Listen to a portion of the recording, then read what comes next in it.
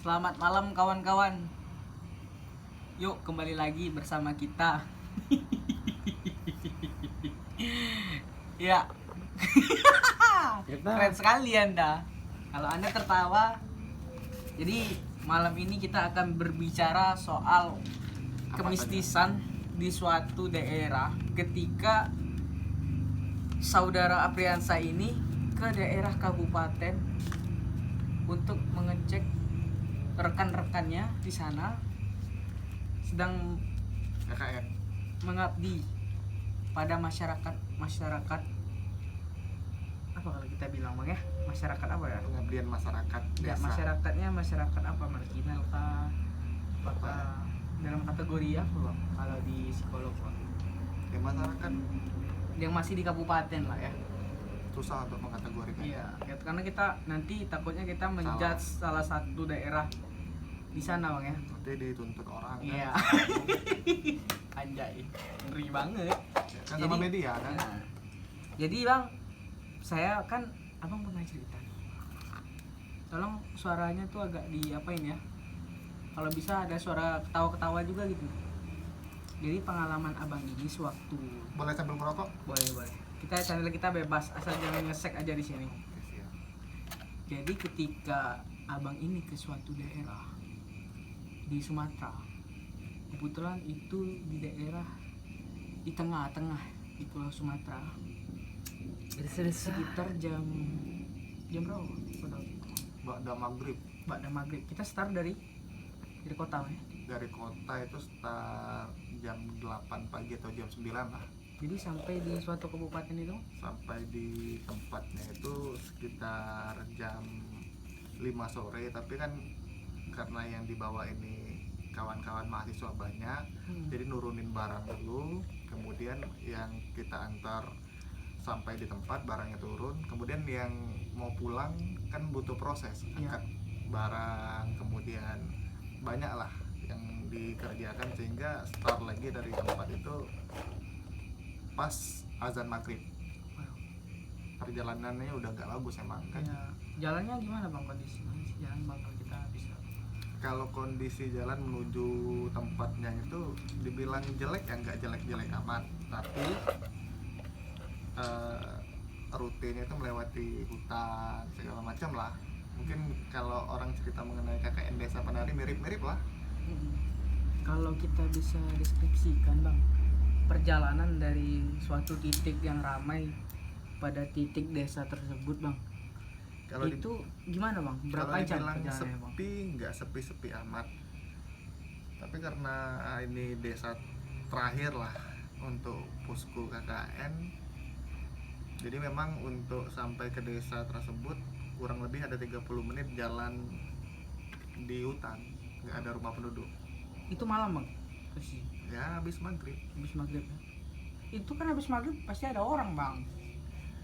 Kalau habis maghrib di kota dengan habis maghrib di desa itu pasti beda. Kalau di kota kan habis maghrib masih ramai, malah jam 12 malam ini masih lalu lalang kendaraan. Desa habis maghrib sepi lah. Apalagi di Sumatera juga Bang ya. Kebetulan juga kita nih sangat di pelosok lah Bang untuk KKN Bang. Lumayan karena kan anak KKN mesti ditempatkan di desa yang membutuhkan, desa yang masih lumayan tertinggal. Nah itu jadi ini biar dibantu. untuk KKN yang itu Bang ya? KKN yang reguler. Iya, maksud saya yang dari beberapa kampus atau satu kampus aja Bang? Dari satu kampus saja, nggak ada gabung dari kampus Nah, lain. kalau bisa Abang cerita nih Bang, gimana Bang?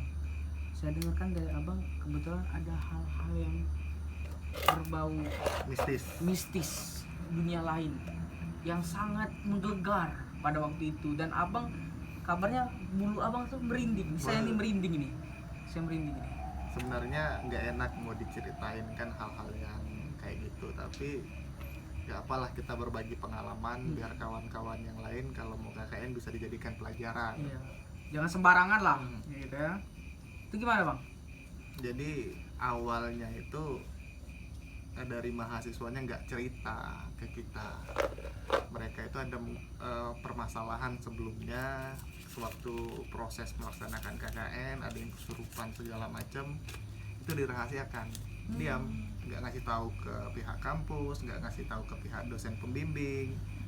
Jadi biar nggak nyebar masalahnya, mereka cukup internal mereka aja itu. Berarti tertutup bang, Tertutup posko sekali. ini bang untuk komunikasi ke kampus. Nggak ada laporan sama sekali. Bahkan ceritanya itu pernah suatu malam ada satu orang perempuan, salah satu anggota posko ini, yang tiba-tiba larinya ke kuburan. Wow. Nggak tahu apa penyebabnya. Itu kira-kira jam berapa bang dari teman-teman posko? Itu bukan teman poskonya yang cerita. Jadi waktu itu saya kesana lagi, ada yang KKN gelombang ketiga. Jadi KKN di kampus kita itu ada gelombang pertama, gelombang kedua, dan gelombang ketiga. Kemudian kasusnya ini di gelombang pertama, kemudian saya kunjungan lagi ke gelombang ketiga.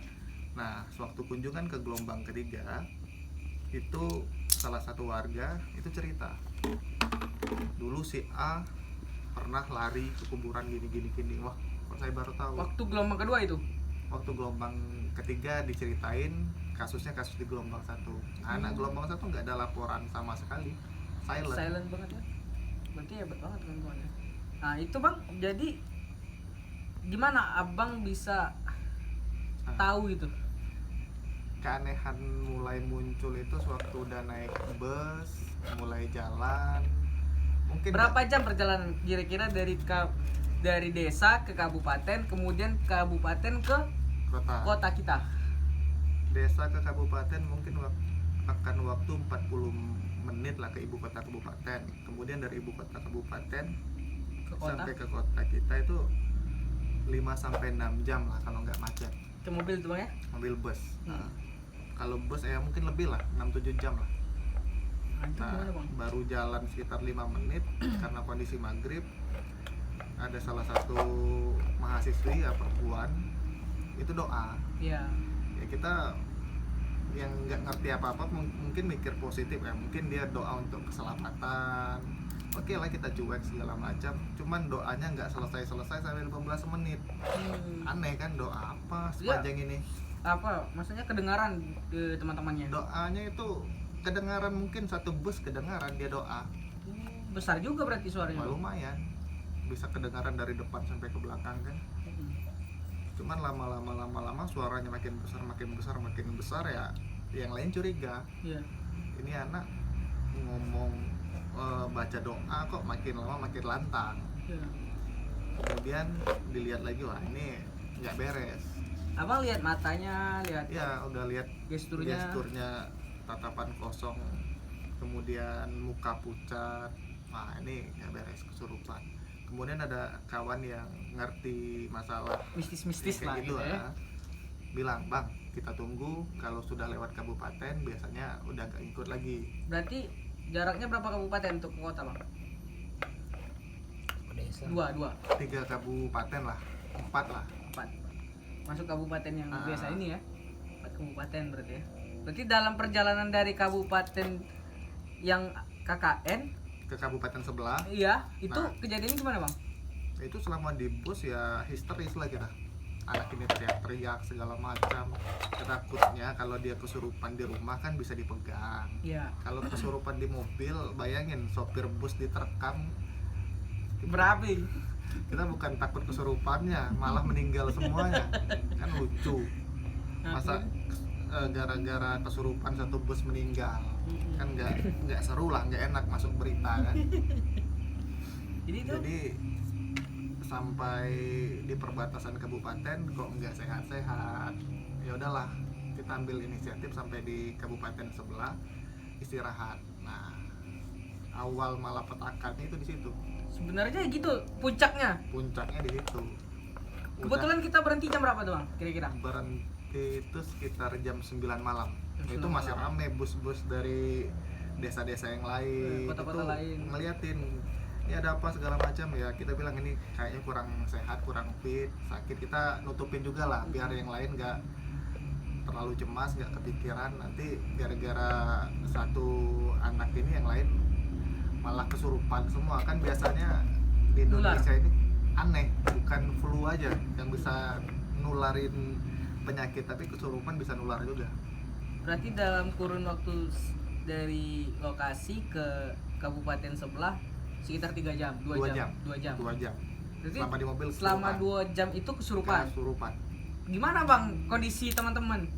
Ya ada yang megangin, ada yang bisa ngerti hal-hal mistis, ya segala macam dilakukan lah, ada yang doa, ada ini, dan alhamdulillah nggak ada ngaruh sama sekali. Nggak ada nyebrang ke lain gitu? Nggak ada nyebrang ke lain, alhamdulillah, dan nggak ada perubahan sedikit pun juga. Tetap gimana? Kesurupan. Udah histeris kah atau Teriak, ngamuk, kemudian normal lagi, kumat lagi segala macam. Ya kalau kata teman yang ngerti tadi, kalau udah lewat batas kabupaten, saya juga nggak percaya. Masa setan milih-milih? Masa kesurupan mau di kabupaten ini aja, di kabupaten lain dia nggak mau kesurupan? Nggak logis ya? Nggak rasional. Emang setan sekolah? Ya, kemudian Bang? Sampai di tempat peristirahatan, rumah makan lah ya. Nah kita masukin ke musola, udah di ngajiin, nggak juga beres, udah dipanggil orang pintar yang ngobatin, udah ada 2 orang lah, nggak juga mampu. Sampai akhirnya dari jam 9 malam sampai jam setengah 5 subuh. Wow, berarti dari jam 9 ke setengah 5 subuh tetap histeris terus gitu? Malah bisa dibilang dari habis maghrib sampai setengah 5 subuh kesurupan. Wadaw. Dan perempuan, kan kasihan. Wow, berarti energi kita pun habis juga Bang ya? Yang ngurusin lah, kalau saya karena saya orang yang modern kan, jadi ngurusin yang kayak gitu saya nggak mampu. Kalau pikiran saya itu kalau mau nyoba orang kesurupan apa enggak, obatnya cuma satu. Apalagi kalau perempuan, bisikin aja sama orang yang kesurupan, apalagi itu perempuan. Oke, nanti kamu, misalnya kita tunjuk satu temannya yang perempuan, kami mau keluar semua, kamu temanin dia. Kalau mau ngobatin anak ini mau sembuh apa enggak, kamu isap pentil susunya.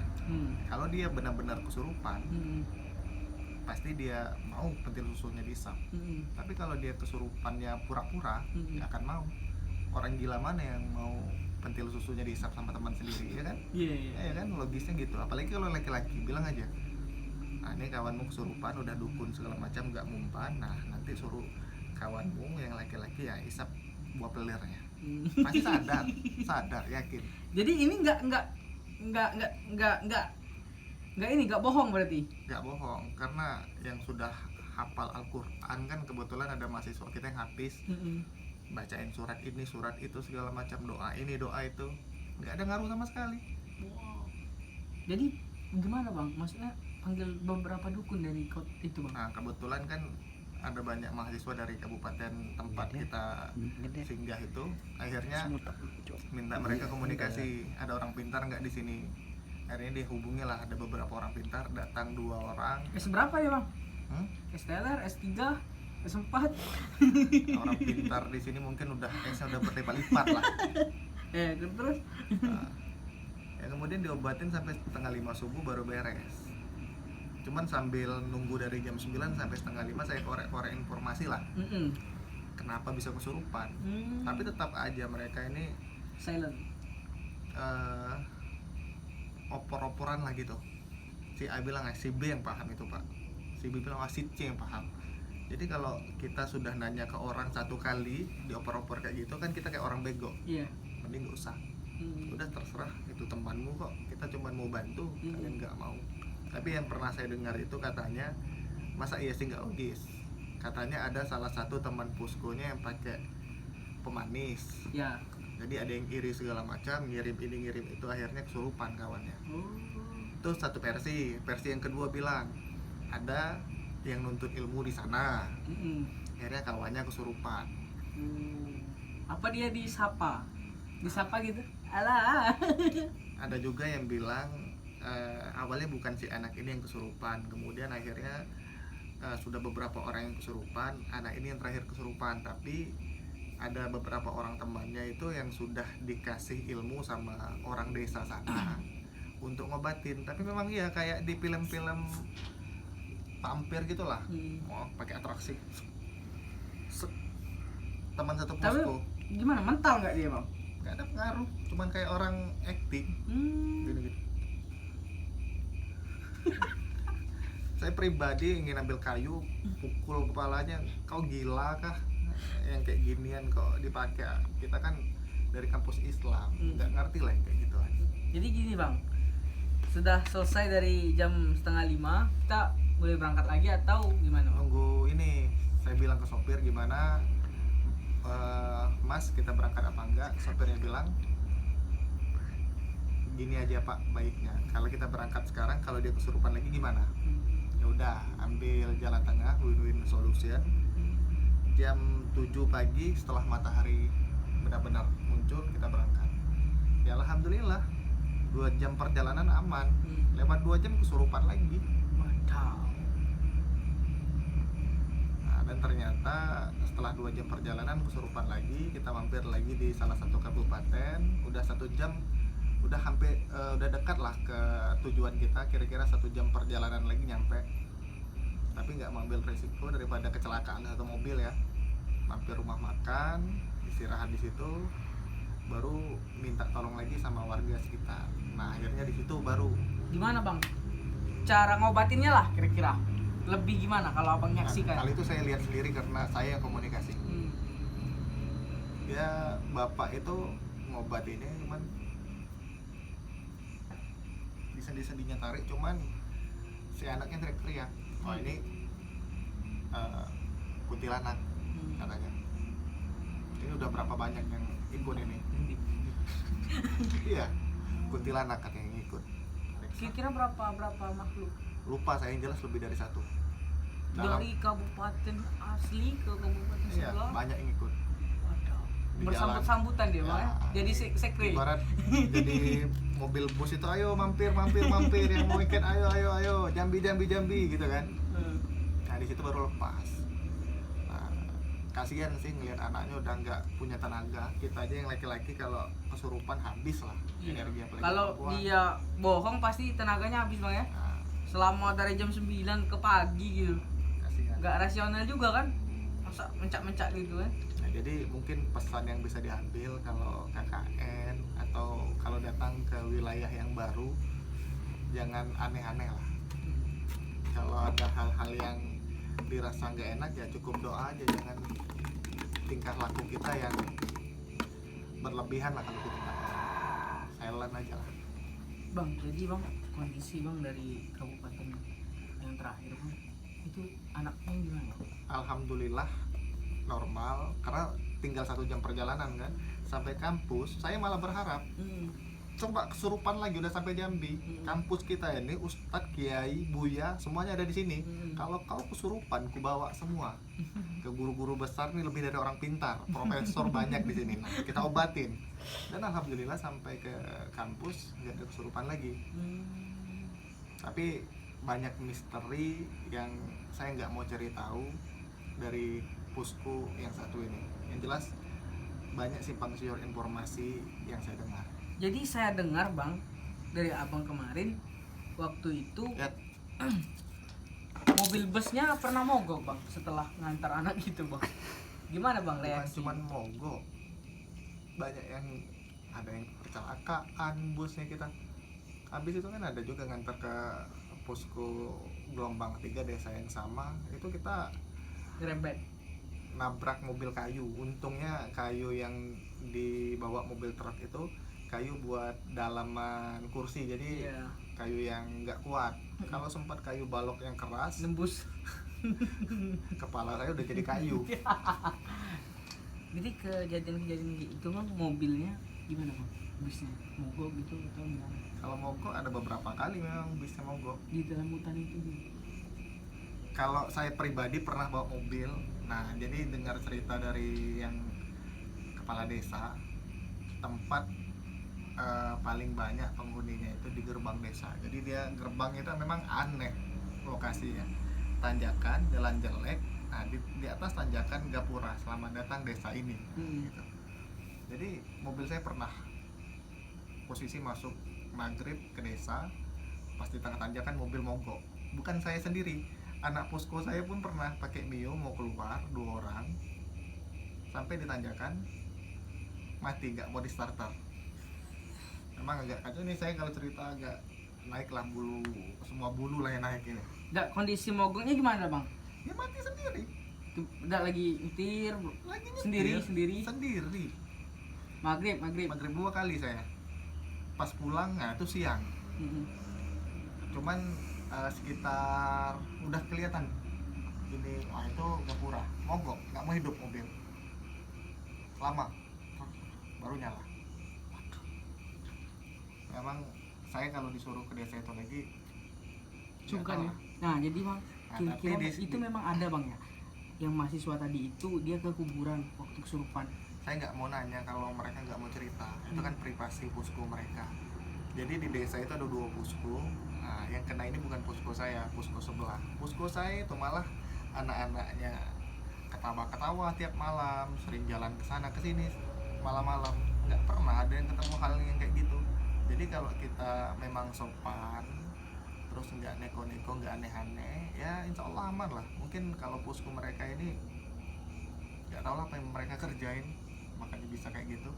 Posko saya sopan-sopan semua, nggak ada masalah. Jadi setelah kejadian ini Malah gini loh ya, ini posko saya, ini posko yang ada masalah itu. Posko saya ini dapat rumah kosong udah 2 tahun nggak ditempatin.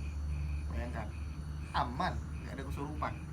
Yang ini, yang posko kesurupan ini tinggal di rumah warga. Kan aneh. Enggak bang, maksud saya bang, kalau yang anak ini pas setelah balik masih ada kesurupan lagi nggak? Itu nggak saya cari tahu. Memang saya sengaja, udah tugas saya dan tanggung jawab saya udah selesai ketika anak ini sampai di Jambi dengan selamat. Setelahnya itu kalau mereka mau minta bantuan saya bantu, tapi kalau mereka tertutup ya ngapain saya harus cari tahu, kecuali saya jurnalis kan. Kalau jurnalis kejar terus informasi. Jadi bang, yang dapat kita ambil dari sini bang apa bang? Saran-saran kita bang? Ya kalau mau datang ke daerah yang baru, daerah yang asing, sopan-sopan lah. Adat istiadat ya diikuti. Kalau ada pantangan dan larang, pantang larang ya, kayak salah satu judul penelitian senior kita, ya benar-benar diikutin mana yang nggak boleh dan mana yang dibolehin. Itu aja sih, sepele. Kita datang ke tempat orang, bertamu ke rumah saya pun, kalau kalian datang ke sini tiba-tiba ludah sembarangan ya saya marah. Jadi kalau kita sopan, santun, mau ketawa-ketawa sini santai aja, asal sopan. Oke. Terima kasih kawan-kawan, terima kasih Bang Apriansah telah berbagi cerita yang sedikit misteri lah. Sebenarnya misteri banget, tapi karena Bang Apri tidak terlalu mendetailkan, jadi kita coba untuk bertanya lagi di kemudian hari. Kita tunggu episode keduanya. Oke? Mantap. Mantap.